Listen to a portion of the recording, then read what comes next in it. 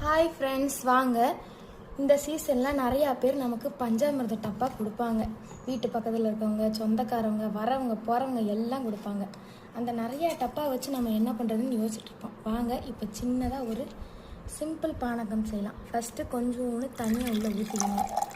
ஊற்றிட்டு இங்கே பாருங்கள், எலுமிச்சம்பழ சாறு இந்த ஸ்பூனில் ஒரே ஒரு ஸ்பூன் புழிஞ்சு வச்சுருக்கேன் பாருங்கள், அதை ஊற்றிக்கோங்க.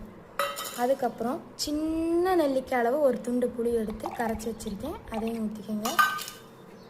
பாருங்கள், இந்த பஞ்சாமிர்தம் எதுக்கு ஃபஸ்ட்டு தண்ணி ஊற்றினோன்னா டம்ளரில் அந்த பஞ்சாமிர்தம் ஒட்டிக்கும் இல்லையா, அதனால் ஃபஸ்ட்டு கொஞ்சம் தண்ணியெல்லாம் ஊற்றிட்டோம். நான் 3 ஸ்பூன் போட்டிருக்கேன் ஒரு டம்ளருக்கு. நீங்கள் கம்மியாக போடுறதுனா கொஞ்சம் கரும்பு சக்கரை போட்டுக்கோங்க, நல்லாயிருக்கும். இதை நல்லா கலக்கிக்கோங்க.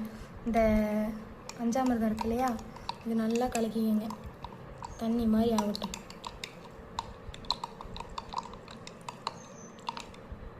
நல்லா இங்கே வருங்க, தண்ணி மாதிரி வந்துடணும். பாருங்க, நல்லா கலக்கி வச்சா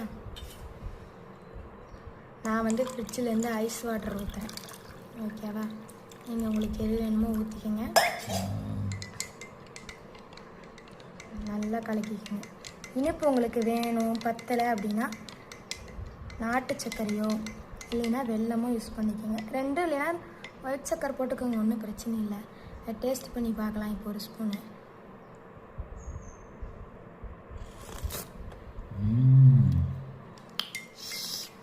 நான் நிறைய டைம் ட்ரை பண்ணியிருக்கேன். நீங்கள் கண்டிப்பாக ட்ரை பண்ணி பாருங்கள். பானக்கு குடிச்சிருக்கீங்க இல்லையா, சேம் அதே டேஸ்ட் இருக்கும். இதில் பஞ்சாமிர்தத்துலேயே வாழைப்பழம், ஏலக்காய் எல்லாமே போட்டிருக்காங்க இல்லையா, பேரிச்சம்பழம்.